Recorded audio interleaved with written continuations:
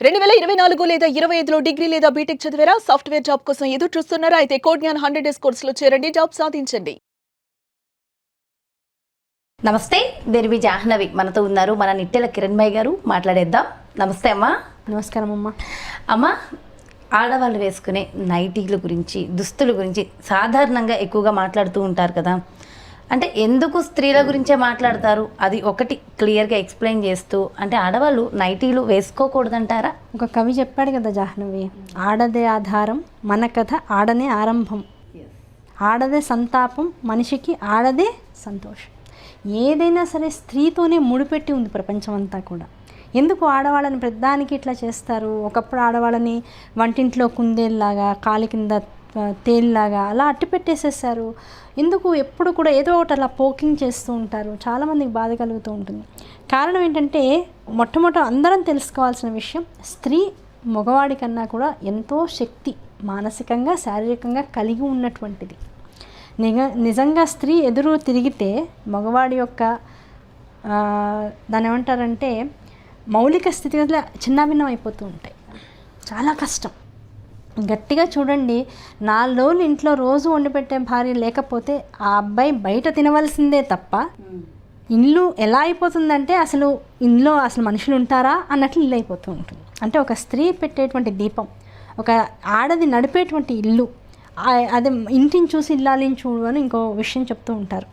విషయంగా ఆ ఇల్లు ఎంత బాగుంటుందో, ఆ అలంకారాన్ని చూసి ఆ ఇంట్లో స్త్రీ ఎంత విద్యావంతురాలో, ఎంత ఔన్నత్యం కలిగినటువంటి వ్యక్తో, ఆ ఇంట్లో ఉన్నటువంటి స్త్రీ ఎంత ఉన్నతమైనటువంటి భావాలు కలిగి ఉన్నటువంటిదో మనకు తెలిసిపోతూ ఉంటుంది. అందుకని ఇంటిని చూడు ఇల్లాలని చూడాలి అన్నారు. అలాగే అన్నం తిన్న తర్వాత ఆవిడ యొక్క మనస్సు అర్థం అవుతుందిట. అంత స్త్రీకి అంత ప్రాధాన్యత ఇచ్చింది మన శాస్త్రం. ఎందుకంటే ఈ జగత్తునంతటినీ కూడా ఉద్భవింపజేసింది కూడా జగజ్జనని రాజరాజేశ్వరి లలితా త్రిపుర సుందరి కదా.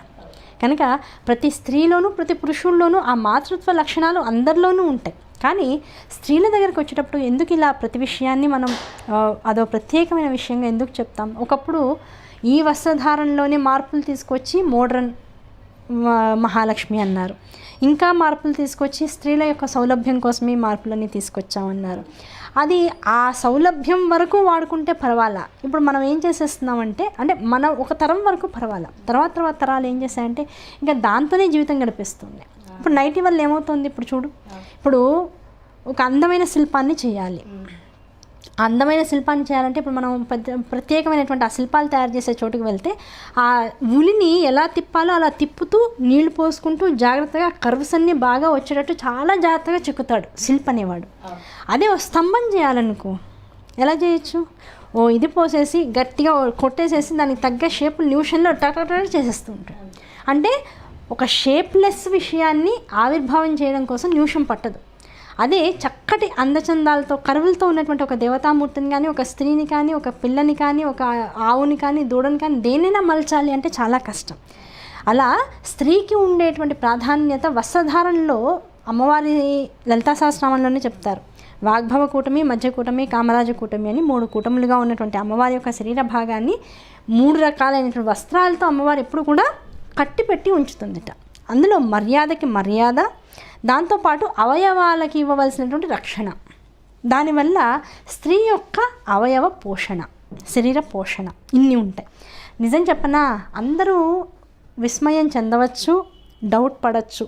కానీ నేను చెప్పే విషయం ఏంటంటే, నిరంతరము చీరలు కట్టుకునేటువంటి స్త్రీ యొక్క ఆకృతి ఎప్పుడు కూడా లావుగా ఉండదు. అంతే, నో డౌట్. నైటీలు వేసుకున్న తర్వాతనే రకరకాల వ్యవహారికమైనటువంటి మనకు అలవాటు లేనటువంటి డ్రెస్సుల్లోకి వెళ్ళిన తర్వాతనే శరీరం దానికి ఇష్టం వచ్చినట్లుగా పెరిగిపోతుంది.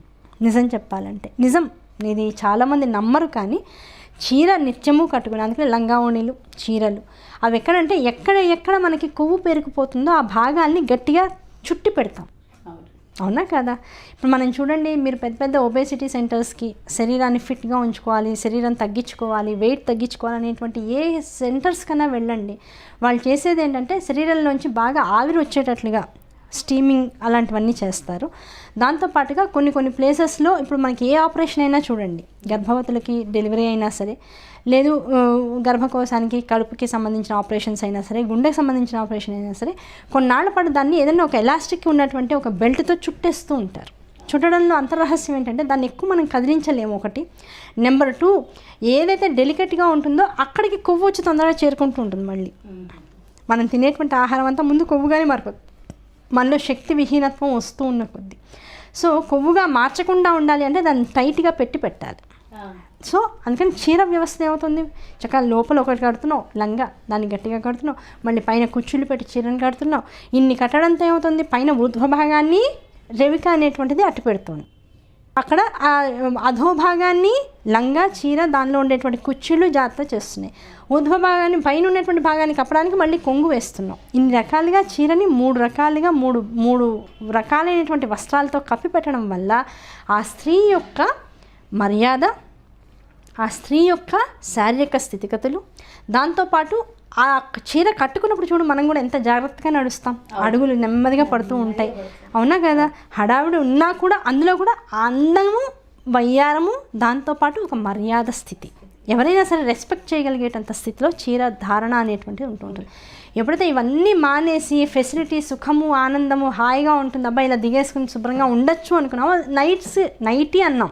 నైటీ అంటే అర్థం ఏమిటి, రాత్రిపూట నీకు వీలుగా నువ్వు వేసుకోవడానికి కావాల్సినటువంటి ఒక వ్యవహారం. దాన్ని నువ్వు పగలు కూడా నేను అదే వేసుకుంటాను, దాంతోనే ఉండిపోతాను, ఇంకెక్కడికి వెళ్ళట్లేదు. వల్ల ఎంత మొగుళ్ళకి చెప్తూ ఉంటారు, మొగుళ్ళకి పైగా మొగుళ్ళతో ఏం చెప్తారంటే, మీకు చూడండి నేను ఎన్ని డబ్బులు మిగులుస్తున్నాను, మిమ్మల్ని ఏమైనా అడుగుతున్నాను, నేను డ్రెస్సులు కొనమని 4 నైటీలు కొనుక్కున్నారంటే నెల వెళ్ళిపోతుంది అంటూ ఉంటాను. కానీ నైటీలు వేసుకునే కొద్దీ శరీర ఆకృతి విచిత్రంగా మారిపోతూ ఉంటుంది, బాగా లావ్ అవుతూ ఉంటారు. అనవసరమైనటువంటి చోట్లలో సీసాలు ఇప్పుడు పోస్తూ ఉంటే ఏమవుతుంది, నిండిపోతూ ఉంటుంది. అదే ఎక్కడికక్కడ నువ్వు కట్టుబాటు పెడుతూ ఉంటే దానివల్ల నీ శరీరం ఎలా ఉండాలో అందంగా అలా ఉంటూ ఉంటుంది. అదొక విషయం. అయితే ఏకవస్త్ర, చాలామంది చేసేటువంటి తప్పు ఏం చేస్తారంటే నైటీ ఒకటి వేసేసుకుని ఆగిపోతూ ఉంటారు. ఆ ఏకవస్త్రం అనేటువంటి దాంతో నువ్వు మంగళకరమైన కార్యాలు ఏవీ చేయడానికి అవకాశం లేదు. ప్రాచీన సంప్రదాయంలో ఏకవస్త్ర అనేటువంటి విధానం ఎప్పుడు వాడతారో, అసలు ఆ మాట ఎప్పుడు వాడతారో తెలుసా, మహాభారతం చదువుతూ ఉంటే పాంచాలి ద్రౌపదీదేవి ఏకవస్త్ర అంటే మన నెలసరి ఇబ్బందుల్లో ఉన్నటువంటి సమయంలోనే ఇక్కడ జూదం ఆడడం, ఆ జూదంలో పాండవులు ఓడిపోవడం, కౌరవులు వెంటనే అహంకారంతో అగ్రజుడైనటువంటి వాడు చెప్తాడు, ఆవిడని జుట్టు పట్టుకుని లాక్కుని రా అంటాడు. అప్పుడు ఆవిడ ఏకవస్త్ర, నేను బయట ఉన్నాను లేకపోతే నన్ను తాకూడదు ఇవన్నీ చెప్పలేదు, నేను ఏకవస్త్రానయ్యా అని చెప్పింది. ఏకవస్త్ర అయినటువంటి స్త్రీని కూడా లాక్కుని వచ్చేసారు, అందుకని వాళ్ళ దౌర్భాగ్యం అలా పట్టేసింది. అంటే ఏకవస్త్ర అయినటువంటి స్త్రీ కళ్ళపడినా, ఏకవస్త్రంతో ఉన్నటువంటి స్త్రీ ఏ పని చేసినా అది వైదిక ధర్మాచరణ ప్రకారం మంగళకరం కాదు. కనుక ఆ ఏకవస్త్రం అనేటువంటిది ఎట్టి పరిస్థితుల్లో వేసుకోవడానికి అవకాశం లేదు. దాంతో ధర్మకార్యాలు, వైదిక కార్యక్రమాలు ఎట్టి పరిస్థితుల్లోనూ చేయకూడదు. పైగా ఇంట్లో భర్తకి కొడుక్కే కనపడకూడదన్నప్పుడు నువ్వు బయటికి కూడా వెళ్తే అందరూ నిన్ను చూస్తారుగా. అలా ఏకవస్త్రగా ఉన్నటువంటి స్త్రీని వీలైనంత తక్కువ చూస్తూ ఉండాలి. అలాంటి రోజుల్లో అసలు మగవాళ్ళు ఆడవాళ్ళని చూడకూడదు, ఆ రోజులను కాదు, అలా ఏకవస్త్రగా ఉన్నటువంటి స్త్రీని చూడకూడదు. ఇవన్నీ సంప్రదాయం చెప్పింది మనకి. అందుకనే ఏం చేశారు, కనీసం రాత్రిపూట వేసుకోమ్మా, నీకు సౌలభ్యంగా ఉంటుంది, పాపం పగలంతా నువ్వు కష్టపడుతున్నావు, చీర కట్టుకుంటున్నావు అని మనకి ఫెసిలిటీస్ అన్ని మనమే తెచ్చుకున్నాం. దాన్ని ఇంక అలవాటుగా మార్చేసుకుని ఇంక అసలు వేరే సాంప్రదాయాలన్నింటినీ కూడా వదిలేసేసి అసలు ఇదే సాంప్రదాయం అన్నట్లుగా ఎడిక్ట్ అయిపోయాం. ఎడిక్ట్ అయిపోయేటప్పటికి ఒకటి నీకు ఇంటికి మంచిది కాదు, అది చెప్తే నీకు అర్థం కాదు ఏదో ఒకటి వచ్చేదాకా. అలా రావాలని మనం ఎవరం కోరుకోం, అందరూ బాగుండాలనే కోరుకుంటాం. నీ శరీర ఆకృతి పాడైపోతుంది. ఎప్పుడైతే శరీర ఆకృతి పాడైపోతుందో ఆ శరీర ఆకృతి బాలేనప్పుడు అనవసరంగా లేనిపోని మనస్పర్ధలు, ఇంకొకళ్ళ మీదకి లేనిపోని ఆకర్షణలు, ఇలాంటివన్నీ వస్తూ ఉంటాయి.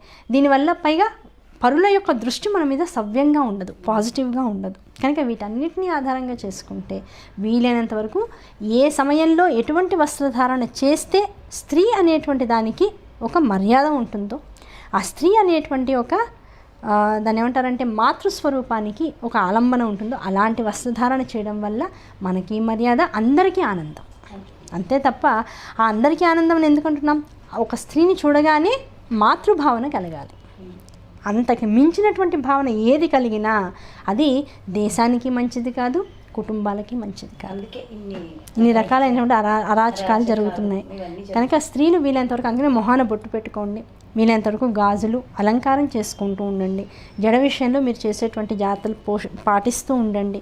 కాళ్ళకి ఎప్పుడు అలంకారాలు, చేతులకు ఎప్పుడు అలంకారాలు, ఇవన్నీ కూడా మనిషిని వాళ్ళ లిమిటేషన్స్లో అట్టి పెడుతూ ఉంటాయి. ఎప్పుడైతే ఆ లిమిటేషన్స్ దాటిపోయి ప్రపంచం వెళ్ళిపోతుందో అరాచకత్వం పెరిగిపోతుంది. స్త్రీల పట్ల అనవసరమైనటువంటి ఇబ్బందులు పెరిగిపోతూ ఉన్నాయి. ఇవాళ మనం ఏదో స్త్రీల ఉద్ధరిద్దామని చెప్పేసి ఎన్ని రకాలైనటువంటి మీటింగ్స్ పెట్టినా అవేమీ ఈ రోజులో పనికిరావు. నువ్వు ముందు వేషధారణ బాగా చేసుకో, నిన్ను బాగా చూసుకో, 10 మంది నీ పట్ల చూసేటువంటి దృష్టిని సమంగా చేసుకో, అందరికీ మాతృభావన కలిగేలా ఉండు, చాలు. చాలా చాలా చాలా చక్కగా చెప్పారమ్మా. నిజంగా అంటే ఒక స్త్రీ ఎలా ఉండాలి, ఎలా ఉంటున్నారు, ఏం మార్చుకోవాలి కూడా చక్కగా చెప్పారమ్మా. Thank you so much. నమస్కారం.